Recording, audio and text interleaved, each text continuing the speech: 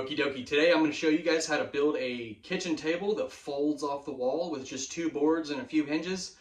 Let go. Here's the boards that I'm going to be using. You can see all I have right here is a 2x4. That's all that is, 2x4. And this right here is a 16-inch piece of pine wood that has been put together. I got all this stuff at Lowe's, by the way. They have these boards here that people use for furniture and stuff. Well, I'm using it for furniture also, for a table. All right, and this board right here. So let's get that stuff cut. And in my case, the table is going to go from this corner all the way across to over here. So I have already cut this 2x4 to that length, and I've cut this board to that length. So I will max out my table space from here to there. It's just right under 8 foot. So this is about 7 foot and 8 inches long that this table is going to be. All I've done is taken a tape measure and a pen, and I've made marks at how tall I want it, which for me is going to be 30 inches tall. Okay, I've made several marks. I've made one over here, and I've made one over here. Now I'm going to put my 2x4 underneath that mark that I made, just underneath that mark, and that's all I'm going to be doing. And I'm going to be placing a level on the top of that 2x4. I'll video how I'm doing this. Now that I've made all those marks that I just showed you, I have a stud finder. I'm going to be finding the studs at those marks height. So at 30 inches, I'm going to be trying to find the studs, and whenever I do, I'm going to make a mark up and downwards like this. That's a stud. The sideways marks going this way are for my 30-inch height. Now I'm finding my studs with lines like this, and that is where I will pre-drill all the holes inside the 2x4 so that when I put the screws in, they will go into the studs and not just random places in the sheetrock. So let's find our studs now. I'll link all this stuff in the description below. Here's the level that I'm going to be using. Okay, and then it's just a 2x4, 16-inch piece of pine wood here, furniture, and the hinges, and a pre-drill hole bit that I'll link all that stuff in the description below. But let's get these studs found. All I'm doing now is taking the DeWalt drill with a Phillips head screw bit. I also have a pre-drill, if you can see that. This is for the DeWalt drill. I'm gonna be switching these in and out from Phillips to pre-drill, Phillips, pre-drill, and I'm using 3-inch screws right here, 3-inch wood screws.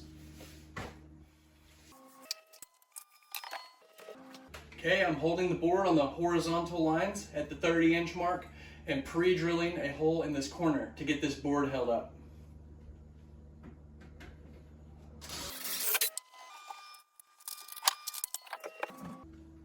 I'm sticking the screw inside the hole that I pre-drilled to make it easier.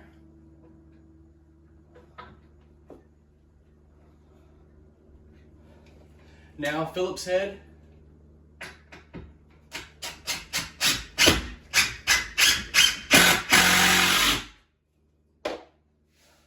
Now that I have that corner on, I'm going to level the board.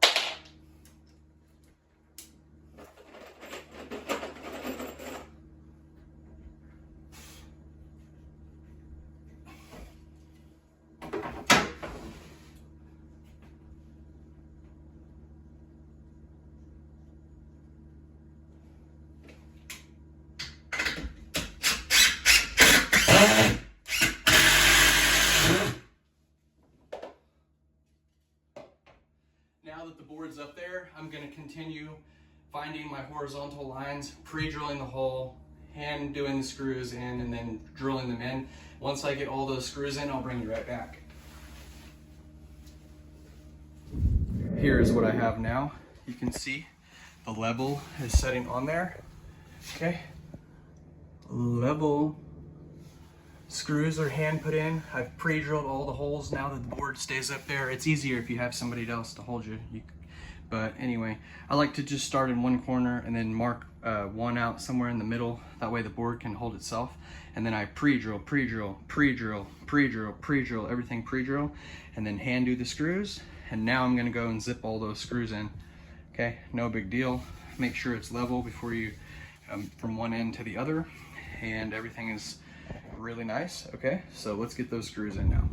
Another thing I want to mention is make sure that your horizontal lines, your board lines up with your horizontal lines, but these lines that you go up for the studs are just right above it or right below it down here, depending on where your stuff's going to be. This will all be hidden because there's going to be wood on top of this, so you won't see my lines, but make sure your stud lines are right here so you're not having to paint and do all that, but that you can also see it and you're not making your horizontal lines right down here somewhere and then covering it up and having to remark all your studs. So make sure you can see this line and this line.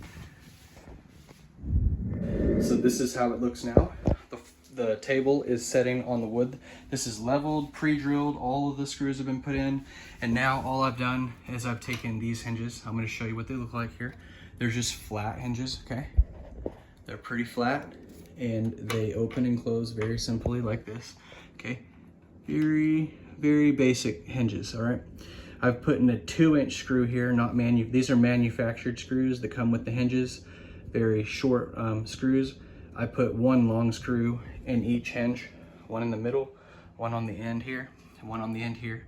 And now that all these screws are in on the hinges, and I've leveled them flat with the top of the board, okay? And then I've set the board that I'm going to use as the table, and I set it on that there. Now you can see what I'm going to do. That's already together. I'm going to flap those up one at a time and flap this one up, and I'll put the 3 screws in, pre-drill each slot. Okay, we'll pre-drill all those holes and then put the manufactured short screws in there, these ones, so I don't go through the wood. You don't want to drill through your table. Okay, once I get these hinges on there, I will fold the table down, or we'll leave it folded up, and I'll show you what I do next. Here it is now. I have gotten all those hinge screws in, okay? All the screws are in.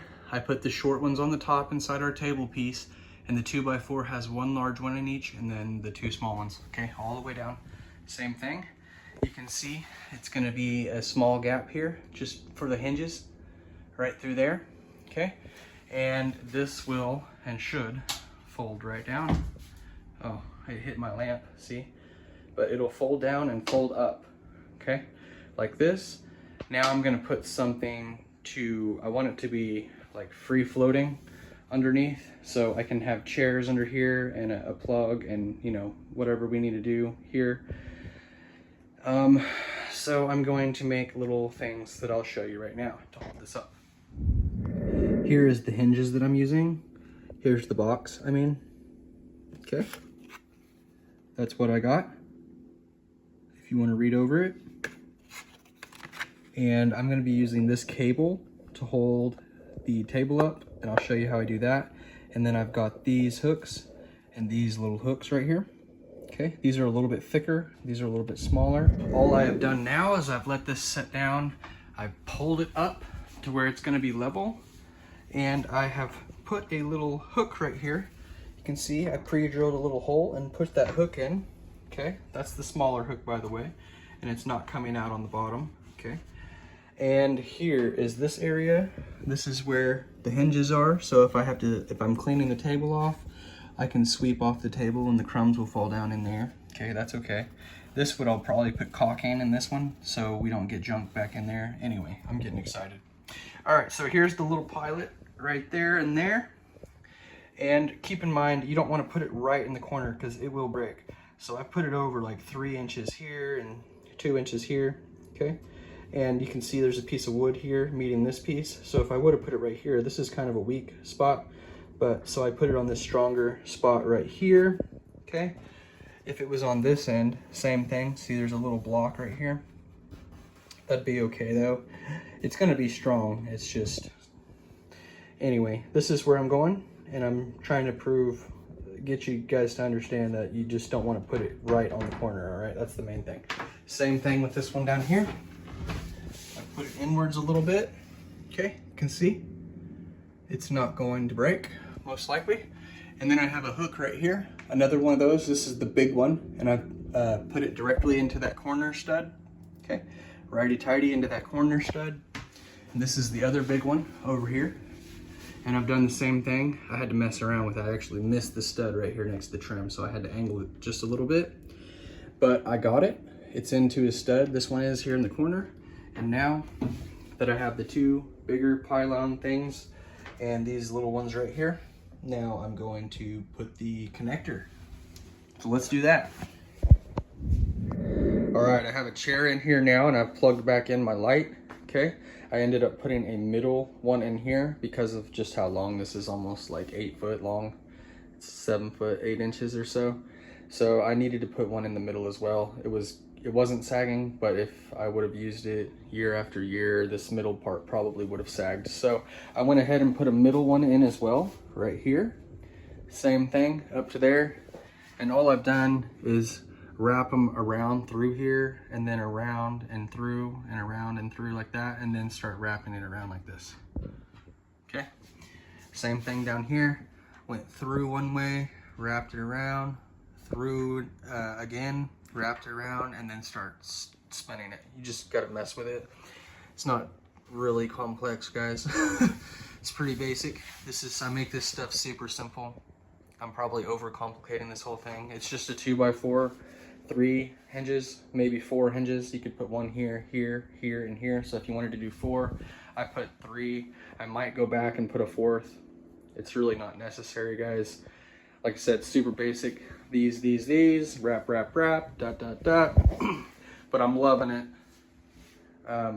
It's saving me a lot of space. I'm able to keep my fridge here. And I put a file cabinet underneath. It fit well underneath there. It's my file cabinet and some tortillas, the bread, some seasoning.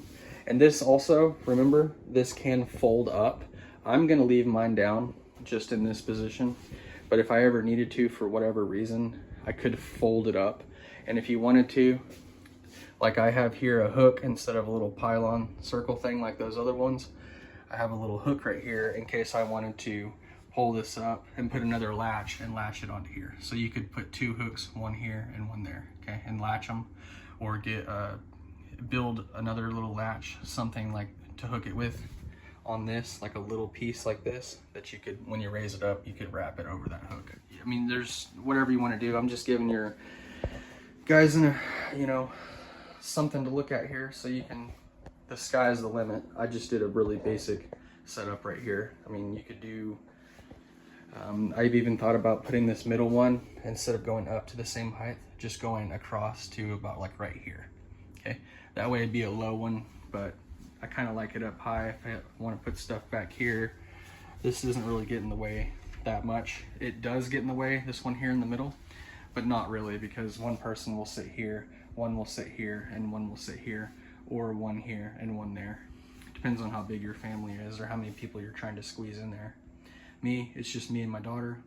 We could get 4 chairs in here, like this size. 4 people could sit here, but that'd be cramped. I'm just gonna stick with 2. I'm gonna get me some bar stools and set them under there. It's gonna be nice. Here is the kitchen.